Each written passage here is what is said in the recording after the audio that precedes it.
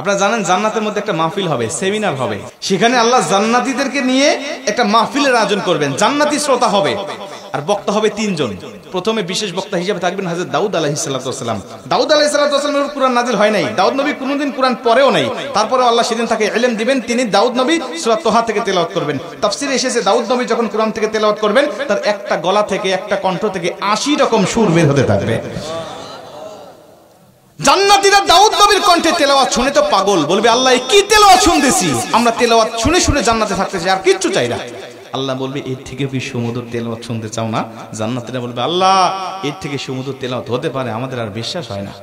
আল্লাহ বলবে কেন বিশ্বাস হয় না? দাউদ নবীর উপরে কোরআন নাজিল হয় নাই, দাউদ নবী কোরআনের জন্য মার খায় নাই। যে নবীর উপরে কোরআন নাজিল করেছি, যে নবী কোরআনের জন্য মার খেয়েছে, দাঁত শহীদ করেছে, মাথার হেলমেট ভেঙেছে, উহুদের প্রান্তরে রক্তক্ষরণ করেছে, ওই নবীর কণ্ঠ থেকে কোরআনের তেলাওয়াত শোনো কেমন সুমধুর শোনা যায়। আমার নবী যখন সূরা ইয়াসিন থেকে তেলাওয়াত করবেন জান্নাতীরা তো পাগল হয়ে যাবে, বলবে আল্লাহ কোনো হুর চাই না, কোনো গিলমান চাই না, কোনো নাজ নিয়ামত, কোনো শরাব, কোনো ঝর্ণা, কোনো কিচ্ছু চাই না। আল্লাহ শুধু নবীর কণ্ঠে তেলাওয়াত শুনে জান্নাতে হাজার হাজার বছর আমরা কাটিয়ে দিতে চাই।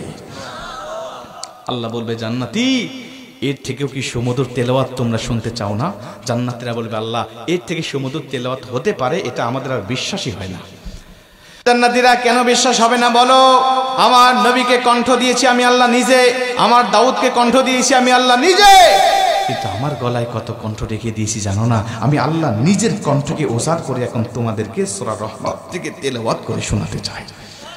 আমার আল্লাহ সেদিন টান দিবেন সূরা রহমান থেকে, আর রহমান বলবেন না, তিনি আনার রহমান বলে টান দিবেন। আমি রহমান, যে রহমানের কথা দুনিয়াতে তোমরা শুনেছো, যে রহমানের ভয়ে দুনিয়াতে পাপ থেকে বিরত ছিলে, যে রহমানের ভয়ে তাহাজ্জুদের ওয়াক্তে দাঁড়িয়ে চোখের পানি বিসর্জন দিয়ে নামাজ আদায় করেছো, যে রহমানের ভয়ে সারাটা দিন রোজা রেখেছো, যে রহমানের ভয়ে তোমরা সত্যের পক্ষে চলেছো, ওই রহমান আর কেউ নয়, আনার রহমান, আমি রহমান বলে আমার আল্লাহ সেদিন একটা টান দিবেন। আমার রবের টান শুনে জান্নাতীরা সেদিন হাজার হাজার বছর ধরে জান্নাতের মধ্যে বেহুশ অবস্থায় পড়ে থাকবে। আমার আল্লাহ তাদেরকে হুশ দিবেন না। জোরে গান সুবহানাল্লাহ, আল্লাহু আকবার বলেন। দোয়া করছি আজকে যেভাবে বসেছি আল্লাহ যেন জান্নাতের মধ্যে আমাদেরকে ওই মাহফিলে শ্রোতা হিসাবে সবাইকে বসার তৌফিক দান করেন। জোরে বলেন আমিন, আরেকটু জোরে বলেন আমিন।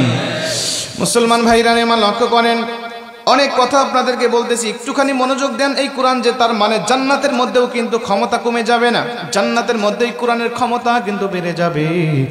নবীজির জামানায় কোরআনুল কারীমের ক্ষমতা যেমন ছিল, নবীজির হাত থেকে, নবীজির জবান থেকে যখন মানুষেরা কোরআন শুনতো, আমার নবীজির সুমধুর কণ্ঠের কোরআনের তেলাওয়াত শুনে শুনে হাজার হাজার মানুষেরা কালেমা পড়ে মুসলমান হতো।